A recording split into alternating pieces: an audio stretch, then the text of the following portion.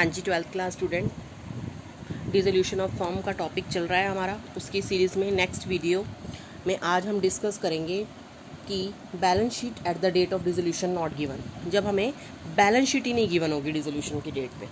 अभी तक हमने देखा जितने भी न्यूमेरिकल्स हमने अटैम्प्ट किए उसमें क्या था कि हमें बैलेंस शीट तो गिवन होती थी और हम सिंपल अपना रियलाइजेशन अकाउंट या कैपिटल अकाउंट और बैंक अकाउंट बनाते थे। अब इन क्वेश्चंस में आपको बैलेंस शीट ही नहीं दी होगी, तो बैलेंस शीट के बिना क्वेश्चन हो नहीं सकता। तो सबसे पहला काम हमारा क्या होगा, बैलेंस शीट को बनाना। ठीक है, तो इलस्ट्रेशन नंबर 13 लेके चल रही हूँ मैं। ब्रह्मा, विष्णु एंड महेश नाम के 3 पार्टनर्स हैं इसमें। इनकी रेशो आपको गिवन है 3:3:4। उन्होंने डिसाइड किया है कि वो फॉर्म को क्या करेंगे, डिसॉल्व करेंगे, बंद करेंगे। और डिसोल्यूशन के टाइम पे क्रेडिटर का अमाउंट आपको बता रखा है 16,000 के है। और डिसोल्यूशन के टाइम पे कंटीजेंट लायबिलिटी थी जो बुक्स में नहीं दिखाई गई थी, वो मैच्योर हो गई। यानी बुक्स में नहीं दिखाई गई मतलब बुक्स का मतलब है बैलेंस शीट। बैलेंस शीट में नहीं दिखानी है लेकिन इसकी पेमेंट करनी है। तो डिसोल्यूशन के टाइम पे ऐसा होता है कि हमारी बैलेंस शीट में अगर कोई लायबिलिटी नहीं भी है तो हमें पे करनी पड़ सकती है। ठीक है, तो और द कैपिटल बैलेंस आपको बता रखे हैं तीनों के। और विष्णु नाम के पार्टनर ने फर्म को लोन भी दिया हुआ है कैपिटल के अलावा 14,000 का, और एसेट रियलाइज्ड का अमाउंट दिया हुआ है। अब इसमें अमाउंट आपके सारे मिक्स अमाउंट्स हैं जो रियलाइजेशन के अंदर आने हैं और जो बैलेंस शीट के अंदर आ रहे हैं। तो आपको आइडेंटिफाई करना है क्योंकि बैलेंस शीट में कौन से अमाउंट्स आते हैं, सिर्फ एसेट्स और लायबिलिटीज़ के अमाउंट आते हैं। ठीक है, तो इसमें अगर एक आधा अमाउंट ऐसा है जैसे एसेट रियलाइज्ड है, एसेट रियलाइज्ड का अमाउंट बैलेंस शीट में तो नहीं आता, तो ये चीज़ें आपको आइडेंटिफाई करनी है। तो सबसे पहला काम आप क्या करेंगे, बैलेंस शीट बनाएंगे। ठीक है, तो बैलेंस शीट में लायबिलिटी साइड लायबिलिटीज़ और एसेट साइड एसेट लिखेंगे। शुरुआत करते हैं, हमें क्या क्या गिवन है फर्स्ट लाइन से देखते हैं। सबसे पहले हमें सेकंड लाइन में क्रेडिटर बताए हुए थे, वो हमारे लायबिलिटीज़ में आ जाएंगे। देखिए इसे। उसके अलावा आपका विष्णु नाम का पार्टनर था, उसने लोन दिया हुआ था, वो भी आपको लायबिलिटी साइड दिखाना है। ठीक है, कैपिटल तीनों पार्टनर की दी हुई है, वो भी लायबिलिटीज़ में दिखानी है। ठीक है, उसके अलावा देखें और क्या चीज़ थी, उसके अलावा थी एक लायबिलिटी जो बुक्स में नहीं थी, दैट मीन्स हमें बुक्स में नहीं दिखानी। क्लियर, कैपिटल हमने दिखा दी, लोन हमने दिखा दिया। उसके अलावा एसेट रियलाइज्ड का अमाउंट दिया हुआ है। एसेट रियलाइज्ड बैलेंस शीट में नहीं आती, बैलेंस शीट में एसेट्स आती हैं, यानी रियलाइज्ड हुई हैं, तो दैट मीन्स एसेट्स तो थी ना, बिना एसेट्स के तो कोई बिजनेस नहीं चलता। ठीक है ना, तो हम अब हमारा क्या स्टेप रहेगा यहाँ पे बेटा, हमारे को लायबिलिटी साइड के आइटम्स गिवन है, सिर्फ एसेट साइड की कोई आइटम गिवन नहीं। हम लायबिलिटी साइड का टोटल कर लेंगे। ये बात आपको बेटर क्लियर है कि लायबिलिटीज़ और एसेट्स का अमाउंट इक्वल होता है बैलेंस शीट में। बैलेंस शीट की दोनों साइड्स इक्वल होती हैं, इसका मतलब एसेट साइड पे भी टोटल 60 होना चाहिए ऑटोमेटिकली, है ना।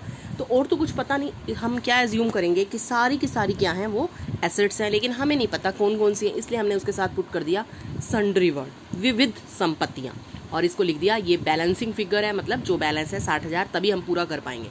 ये बन गई बैलेंस शीट।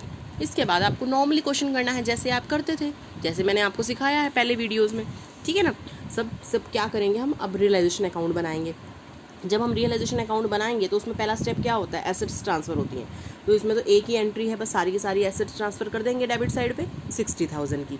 और लायबिलिटीज़ में से क्या क्या ट्रांसफ़र करेंगे, आउटसाइड लायबिलिटी सिर्फ क्रेडिटर है, बाकी तो अपने पार्टनर का है, लोन भी और कैपिटल भी। सिर्फ 2 चीज़ें आपको ट्रांसफ़र करनी है। ठीक है, तो बढ़ते हैं इसके रियलाइजेशन अकाउंट की तरफ। देखिए एसेट्स ट्रांसफ़र की गई हैं, लायबिलिटीज़ ट्रांसफ़र कर दी गई। अब उसके अंदर एसेट रियलाइज्ड का एक अमाउंट गिवन था आपको, वो आपने कैश में डाल दिया है। ब्रैकेट में आप लिख सकते हैं एसेट रियलाइज्ड, जैसे लिखते थे बाकी क्वेश्चंस में। ठीक है, इतने की रियलाइज्ड हुई हैं। उसके अलावा लायबिलिटी पे करनी है आपको। लायबिलिटी एक तो क्रेडिटर है, आपको पे करनी है, इसके बारे में नहीं बता रखा। जब किसी लायबिलिटी पेमेंट के बारे में ना बता रखा हो, आपको फुल पेमेंट करनी होती है, 16 की पूरी हो गई। और एक कंटीजेंट लायबिलिटी की भी पेमेंट है, ये आपको बता रखा है। उसके अलावा क्वेश्चन में और कोई चीज़ नहीं है। इस क्वेश्चन में लॉस हो रहा है क्योंकि डेबिट साइड का टोटल ज़्यादा आ रहा है, आपने लॉस को तीनों पार्टनर में उनकी प्रॉफिट शेयरिंग रेशो में डिस्ट्रीब्यूट कर देना है।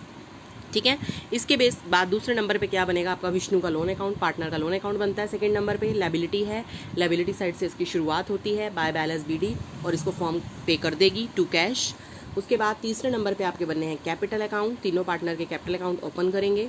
ठीक है, जो उनका बैलेंस दिया हुआ है कैपिटल का, सबका लायबिलिटी साइड पे दिया हुआ है, तो क्रेडिट बैलेंस है, लायबिलिटीज़ का बैलेंस क्रेडिट होता है। उसके अलावा इस क्वेश्चन में किसी ने कोई एसेट या लायबिलिटी नहीं ली है तीनों पार्टनर में से, ना ही कोई जनरल रिजर्व वगैरह है जो उनको मिला हो। सिर्फ क्या है, लॉस है एक रियलाइजेशन का, वो कहाँ बांटा जाएगा, डेबिट साइड पे, लॉस डेबिट में आते हैं। उसके बाद आप देखेंगे जैसे ब्रह्मा का 12,000 का बैलेंस है इधर, और इस तरफ 6750 है, इसको फाइनल पेमेंट कर दी जाएगी, विष्णु को भी। लेकिन महेश का बैलेंस क्या है, 9,000 डेबिट में है और क्रेडिट में 8,000 है, यानी इसको 1,000 रुपये लेके आना पड़ेगा। तो बाय कैश, ब्रैकेट में लिखा भी है अमाउंट ब्राउट इन, ये लेके आएगा। ठीक है, और लास्ट में बनेगा आपका कैश अकाउंट। ठीक है, कैश अकाउंट बनाया जाएगा। अब इस क्वेश्चन के अंदर हमें कोई कैश का अमाउंट नहीं गिवन था, तो हमने कैश शब्द, इस कैश का अकाउंट यूज़ किया है हर जगह पे, एसेट को बेचते वक्त, लायबिलिटी की पेमेंट करते वक्त। तो जितनी एसेट राइज्ड हुई हैं, जहाँ से कैश आया है वो आपका यहाँ पे होगा। एक पार्टनर से कैश भी मंगवाई गई है कैपिटल अकाउंट में, उसके अलावा लायबिलिटी पे की गई हैं, जिष्णु का लोन पे किया गया है और 2 पार्टनर की कैपिटल पे की गई। आपका टोटल मैच हो रहा है, that means question is totally correct. ठीक है, ठीक है। अब बढ़ते हैं हम अगले क्वेश्चन की तरफ। एक और स्टेटमेंट लेते हैं ऐसे ही जिसमें बैलेंस शीट नहीं है। ये क्वेश्चन 2019 में सेट ए में सेट हुआ था। ठीक है, ये आपको जो 2019 में सेट हुआ था, ये सेट ए के अंदर क्वेश्चन। देखिए इसमें क्या है, जनरली इस तरह के क्वेश्चन ही पेपर में पूछे जाते हैं, क्योंकि एक तो ये क्वेश्चन बहुत छोटे होते हैं, आसानी से अटैम्प्ट हो जाते हैं, क्योंकि एग्जामिनर की पूरी कोशिश ये होती है बच्चे का बेस चेक करने की कि बेस क्लियर है कि नहीं। उसमें वो छोटे क्वेश्चन से ही चेक हो जाता है। ज़्यादा लेंथी क्वेश्चन इस चैप्टर में से नहीं आता है, चाहे मैंने करवाए हैं आपको, सिर्फ इसीलिए करवाए गए हैं कि बच्चे को कंसेप्ट क्लियर हो जाए। ठीक है, अब इसमें ए और बी पार्टनर्स हैं, उनकी रेशियो 2:1 है। उनको फर्म को डिसॉल्व किया है गया है।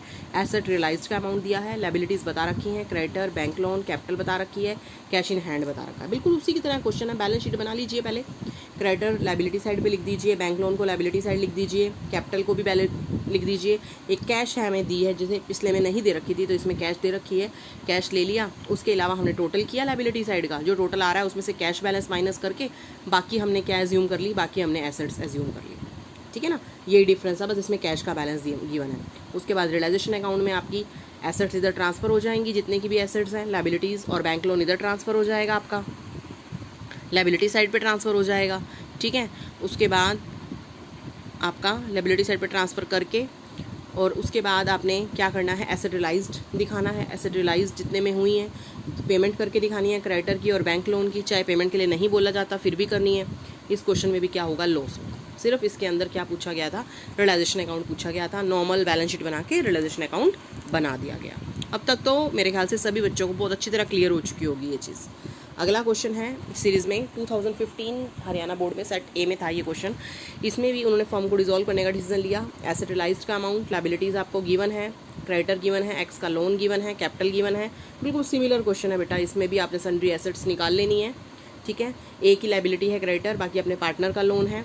देखिए रियलाइजेशन अकाउंट में पहले एसेट्स ट्रांसफ़र कर ली गई हैं, एसेट्स ट्रांसफ़र कर ली गई हैं। कितने की एसेट्स हैं बैलेंस शीट के अंदर, अभी आपने बैलेंस शीट बनाई है 360 की, 360 ट्रांसफ़र किया। लायबिलिटी साइड से क्रेडिटर ट्रांसफ़र किए, और कोई चीज़ नहीं है ट्रांसफ़र करने वाली। एसेट रियलाइज्ड बता रखी है 3 लाख, लायबिलिटी पेमेंट कर देंगे आप, क्रेडिटर्स की पेमेंट कर देंगे। उसके बाद आपका लॉस आ रहा है, लॉस को पार्टनर्स में क्या किया जाएगा, डिस्ट्रीब्यूट कर दिया जाएगा। ठीक है, तो इस तरह से ये करने हैं क्वेश्चन। सिंपल है बिल्कुल, बैलेंस शीट बनानी है और रियलाइजेशन अकाउंट बनाना है। बहुत ही ज़्यादा सिंपल क्वेश्चंस हैं। एक और स्टेटमेंट ले लेते हैं। देखिए ABC पार्टनर है आपके, ठीक है, और 4:3 रेशो है। और क्या हुआ है इसमें, 1 अप्रैल को उन्होंने डिसाइड किया है डिसॉल्व का, और उस डेट पे कैपिटल बता रखी है A की, B की और C की आपको। ठीक है, अब आप ये देखिए इसमें A और B की कैपिटल आपको बता रखी है, C की कैपिटल के साथ डेबिट वर्ड का इस्तेमाल किया गया है। इसका क्या मतलब है डेबिट वर्ड का इस्तेमाल करना, डेबिट्स मतलब डेबिट वो होते हैं जो एसेट साइड पे लिखे जाते हैं। डेबिट बैलेंस एसेट्स का होता है, यानी आपने इसके बैलेंस को एसेट साइड पे दिखाना है, लायबिलिटी साइड पे नहीं दिखाना। वैसे कैपिटल के बैलेंस लायबिलिटीज़ में दिखाए जाते हैं, लेकिन जिसके साथ उसने स्पेसिफिकली मेंशन कर दिया डेबिट, दैट मीन्स वो एसेट्स में शो होगा। क्रेडिटर आपको बता रखे हैं, कैश इन हैंड बता रखी है, एसेट रियलाइज्ड का अमाउंट गिवन है, एक्सपेंसेस डिसोल्यूशन के बता रखे हैं। अब आपको पहले तो बैलेंस शीट बनानी है इसकी। ठीक है, बैलेंस शीट में आपने क्या किया, क्रेडिटर दिखा दिए, कैपिटल बैलेंस दिखा दिया A और B का, C का देखो इस तरफ दिखा दिया, बोला हुआ था, और कैश इन हैंड था। बाकी आपने इस टोटल में से ये 2 अमाउंट आपको पता है माइनस करके जो आपका बैलेंस है वो आपने क्या मान लिया, एसेट्स एज्यूम कर लिए। उसके बाद रियलाइजेशन के अंदर एसेट्स में क्या ट्रांसफ़र होंगी, सिर्फ एसेट्स ही ट्रांसफ़र होंगी, कैश तो ट्रांसफ़र होती ही नहीं है, और कैपिटल बैलेंस भी नहीं ट्रांसफ़र होगा। इधर से क्रेडिटर ट्रांसफ़र होंगे आपके, लायबिलिटी साइड से क्रेडिटर ट्रांसफ़र होंगे। जितने की एसेट रियलाइज्ड हैं वो शो कर दी हमने। लायबिलिटी सिर्फ आपके पास क्रेडिटर है, क्रेडिटर की पेमेंट होगी, और रियलाइजेशन के एक्सपेंसेस बोले हैं वो पेमेंट होंगे। और क्वेश्चन में लॉस आएगा वो A और B में, ABC में, तीनों में डिस्ट्रीब्यूट कर दिया जाएगा। ठीक है, इस तरह से इसको किया जाएगा क्वेश्चन को। उसके बाद एक और क्वेश्चन है, थोड़ा सा और डिफरेंस ले लेते हैं इसके अंदर ताकि और कंसेप्ट क्लियर हो जाए। अभी तक तीनों चारों क्वेश्चन सिमिलर आ रहे थे, इस क्वेश्चन में क्या डिफरेंट चीज़ है। ए और बी पार्टनर हैं और रेशियो आपको 60-40 दी हुई है। अभी तक आपको प्रोपोर्शन की फॉर्म में दी हुई थी, अब परसेंटेज की फॉर्म में है, तो बच्चे कंफ्यूज हो जाते हैं ये क्या परसेंटेज का क्या मतलब है। 60-40 यानी 100 में से 60% इसका है, 40% इसका है, इसका क्या मतलब हुआ ये, ठीक है। फिर सेम टेबल पर डिस्ट्रीब्यूट इसको कर लीजिए और आपका बस रेशियो आ जाएगी, ठीक है। और इस क्वेश्चन में क्या क्या बता रखा है, ए की कैपिटल बता रखी है। अब देखिए बी की कैपिटल के साथ डेबिट लिख दिया, इसका मतलब एसेट्स में दिखाना है। प्रॉफिट एंड लॉस के साथ भी डेबिट लिख दिया, इसका मतलब इसको भी एसेट्स में दिखाना है। क्रेडिटर हो गए। लोन फ्रॉम मिसिज ए, बाहर की पार्टी है, आउटसाइड लोन है। कैश एट बैंक बता रखा है। उसके साथ साथ क्वेश्चन में एसेट रियलाइज्ड बता रखी हैं। ये बता रखा है सारे क्रेडिटर की पेमेंट आप डिस्काउंट काट के करेंगे, अदरवाइज अगर ना बता रखा होता तो हम क्रेडिटर को फुल पे करते। उसके अलावा है आपका रियलाइजेशन के एक्सपेंसेस जो पे करने हैं। आपको क्या करना है, सबसे पहले बैलेंस शीट बनानी है। देखिए बैलेंस शीट में आपने क्या किया, क्रेडिटर आपको बता रखे थे, क्रेडिटर लिखे, लोन फ्रॉम मिसेस ए लिखा हुआ है, ए की कैपिटल दी हुई है आपको, कैश एट बैंक बी की कैपिटल डेबिट बताई हुई है, प्रॉफिट एंड लॉस भी डेबिट बता रखा है, एसेट्स में आ गया। बाकी जो डिफरेंस होगा उसको क्या मान लेंगे, ये टोटल करेंगे आप 3 लाख, इसका टोटल ज़्यादा आ रहा है 3 लाख। और हमारे पास 3 अमाउंट गिवन है, 3 अमाउंट आपके पास गिवन है, ये 30, 25 और 15 कितने बन गए, ये 70। 3 लाख में से आपके 70,000 जाएंगे, 230 की आपकी एसेट्स हो गई, ठीक है। तो ये आपने बना लिया है। इसके बाद अब आगे हम क्या बनाएंगे, इसका रियलाइजेशन अकाउंट बनाएंगे, ठीक है। तो इस तरह की उसमें फिर उसके बाद आपका रियलाइजेशन अकाउंट आसानी से बन जाएगा, बना लेंगे। आई थिंक आप ये आपको मैंने हिंट दे दिया, इसको आगे आप अपने आप कंटिन्यू कर सकते हैं, अपने आप बना सकते हैं, इस क्वेश्चन को कर सकते हैं, ठीक है। उसके बाद हम एक क्वेश्चन और ले रहे हैं, वो क्या क्वेश्चन है आपका, देखिए एक्स और वाई पार्टनर है 3:2 में। The books of the firm provide the following information. Asset realise given है आपको कि कितना पैसा एसेट से रियलाइज्ड हुआ है, क्रेडिटर्स की पेमेंट कैसे की गई है, 4750 पे किया गया है, 5% डिस्काउंट कट किया गया है, जनरल रिजर्व बताए हैं, कैपिटल बताया है, बैंक लोन बताया है, पीएल का डेबिट बैलेंस बताया है, ठीक है। तो इससे आपको बैलेंस शीट बनानी है। पहले इस बैलेंस शीट को हम मेमोरेंडम बैलेंस शीट भी कहते हैं। ये क्वेश्चन 2019 में सेट डी में था ये क्वेश्चन, ठीक है। तो देखिए इसमें आपकी लायबिलिटी साइड पे पहले तो क्या लिखा जाएगा आपका, अब आपको इसमें क्या चीज़ डिफरेंट है इसके अंदर जो मैंने ये स्टेटमेंट ली है, एसेट रियलाइज तो आपको रियलाइजेशन में यूज़ करना है। सेकंड नंबर पे है क्रेडिटर्स, पेमेंट बता रखी है अभी हमने कितनी करी है, और ये भी बता रखा है कि 5% काट के करिए।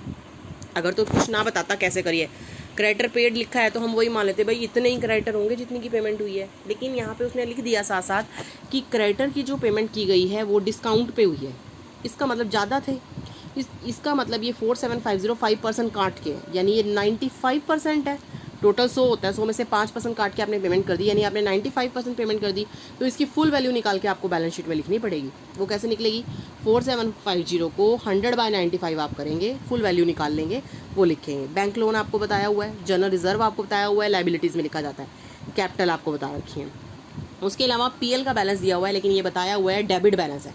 तो डेबिट बैलेंस किसके होते हैं, एसेट्स के होते हैं, तो वो आपने एसेट साइड पे शो करना है, क्योंकि पीएल क्रेडिट का भी हो सकता है। अगर कुछ ना बताया हो तो हम लायबिलिटीज़ में ही लेते हैं पीएल को, लेकिन अगर डेबिट शब्द लिख दिया जाए इस आप में तो वो एसेट्स में आएगा। उसके बाद अगला स्टेप आपका क्या रहेगा, आप टोटल करेंगे लायबिलिटी साइड का। टोटल किया आपने, 2,95,000 का आपका टोटल आ रहा है। इस टोटल में से आप पीएल का बैलेंस माइनस करके जो बाकी गैप होगा उसको क्या मान लेंगे आप, सन्ड्री एसेट्स मान लेंगे, ठीक है। उसके बाद अगले स्टेप में हमने क्या करना है, इसकी रियलाइजेशन अकाउंट बनाना है। रियलाइजेशन अकाउंट में आप सारी एसेट्स ट्रांसफ़र करेंगे, ठीक है। ऐसे ही जैसे एसेट्स ट्रांसफ़र की हैं ऐसे ही सारी क्रेडिटर्स ट्रांसफ़र किए जाएंगे, बैंक लोन ट्रांसफ़र किया जाएगा, और बैंक में दिखाया जाएगा आपका जो एसेट रियलाइज्ड हुई हैं, ठीक है। जो एसेट रियलाइज्ड हुई हैं वो दिखाई जाएंगी। उसके अलावा आपको पेमेंट करनी होगी क्रेडिटर की और बैंक लोन की। क्रेडिटर की पेमेंट आपको बता रखी है कितनी की गई है उतनी दिखाई जाएगी, बैंक लोन का नहीं बता रखा इसलिए फुल पेमेंट की जाएगी। उसके बाद जो प्रॉफिट होगा वो एक्स और वाई में उनकी रेशो में डिस्ट्रीब्यूट कर दिया जाएगा, ठीक है। तो इस तरह से आपको ये करना है, सिर्फ इसके अंदर रियलाइजेशन अकाउंट ही बना के दिखाना था। वो क्वेश्चन पे डिपेंड करता है कि क्या क्या पूछा जा रहा है, जैसे इस क्वेश्चन के अंदर सिर्फ रियलाइजेशन अकाउंट ही बना के दिखाना था, ठीक है। आई थिंक आपको क्लियर हो गया होगा। इसके साथ ही हम स्टार्ट ले रहे हैं थोड़ा सा आज का जर्नल एंट्रीज कैसे की जाती हैं, क्योंकि पेपर में क्वेश्चन अगर इस तरह का आ सकता है कि मेमोरेंडम बैलेंस शीट का, तो उसके साथ साथ आपका क्वेश्चन जर्नल एंट्री का भी पूछा जा सकता है। ठीक है, एक क्वेश्चन हम जर्नल एंट्रीज का लेते हैं स्टार्ट आज। क्या है जनरल एंट्रीज के क्वेश्चन में, 2 पार्टनर हैं M और N, 4:3 आपको रेशो बताई हुई है, फर्म डिसॉल्व हुई है, आपको एंट्रीज करके दिखानी है। सिर्फ एंट्रीज जब हमने थ्योरी का क्वेश्चन किया था रियलाइजेशन का, तब सीखी थी कैसे की जाती हैं, और जनरली पेपर में 4 मार्क्स में एंट्रीज पूछ ली जाती हैं। जैसे पहली एंट्री है, debtor of ₹20,000 were taken over by M। M नाम का पार्टनर है, M नाम के पार्टनर ने डेटर्स 20,000 के ले लिए। बेटा एंट्रीज करने से पहले मैं आपको एक चीज़ और बताना चाहूँगी, आपको जब एंट्रीज का क्वेश्चन आएगा तो उसमें ये एज्यूम किया जाएगा कि आपकी सारी एसेट्स और लायबिलिटीज रियलाइजेशन अकाउंट के अंदर जा चुकी हैं। फॉर्म डिसॉल्व हो रही है, दैट मीन्स रियलाइजेशन अकाउंट बन चुका है और आपको सिर्फ एंट्रीज करके दिखानी है। ये डेटर जो हैं आपके उसमें जा चुके हैं रियलाइजेशन के अंदर, ये M ने लिए हैं, तो एंट्री क्या होगी इसकी, M's capital account debit to realisation account. ठीक है, क्या एंट्री होगी इसकी, M's capital account debit to realisation account. पूरे परफॉर्मे में आप एंट्री देंगे जैसे आप करते हैं। ठीक है, M's capital account debit to realisation. अगर कैश में बिकती है तो हम यहाँ पे कैश लिखते हैं, मार्केट में बिकती है। अगर पार्टनर लेता है तो पार्टनर को डेबिट करते हैं टू रियलाइजेशन अकाउंट। ब्रैकेट में नीचे नरेशन में आप लिखेंगे debtor taken over by M। इसके पीछे एक चीज़ और बताना चाहूँगी, क्रैमिंग कर लेते हैं बच्चे तो, लेकिन बेस बताना चाहूँगी। देखिए अगर ये एसेट हमारी नॉर्मल याद कीजिए +1 में जब आपने जनरल एंट्रीज बनानी सीखी, जब भी कोई एसेट को बेचते थे तो क्या एंट्री बनती थी, कैश डेबिट टू, कोई भी एसेट बेची, लैंड बेची सपोज कीजिए, टू लैंड, यही करते थे हम, cash account debit to land. ये चीज़ तो वही है, कैश की जगह या तो पार्टनर का नाम आ जाता है, लेकिन लैंड क्यों नहीं लिख रहे, एसेट का नाम क्यों नहीं लिख रहे, अब रियलाइजेशन क्यों लिख रहे हैं। इसके पीछे कारण ये है कि ये लैंड जो है हम ट्रांसफ़र कर चुके हैं इस अकाउंट के अंदर, तो इस लैंड का एग्जिस्टेंस खत्म हो गई है, अब ये रियलाइजेशन के अंदर आ गई है। तो एसेट को खरीदते और बेचते वक्त हम एसेट का नाम ना लिख के हम किसका नाम लिखेंगे, रियलाइजेशन का नाम लिखेंगे। ठीक है, ये चीज़ अगर आप ध्यान रखेंगे तो कभी भी आपकी कोई भी एंट्री गलत नहीं होगी, तो इस चीज़ को आपने ध्यान में रखना है। सेकेंड एंट्री देखते हैं। सेकेंड एंट्री में क्या है, क्रेडिटर्स की पेमेंट की गई है, क्रेडिटर्स की पेमेंट की गई है और कैसे की गई है, creditors were paid at a discount of 10%, 10% के डिस्काउंट पे। अब क्रेडिटर भी रियलाइजेशन के अंदर है, लायबिलिटी पे हो रही है, तो डेबिट क्या होगा, रियलाइजेशन डेबिट होगा, रियलाइजेशन अकाउंट डेबिट होगा आपका टू बैंक। ठीक है, 10% काट के आप पेमेंट दिखा देंगे।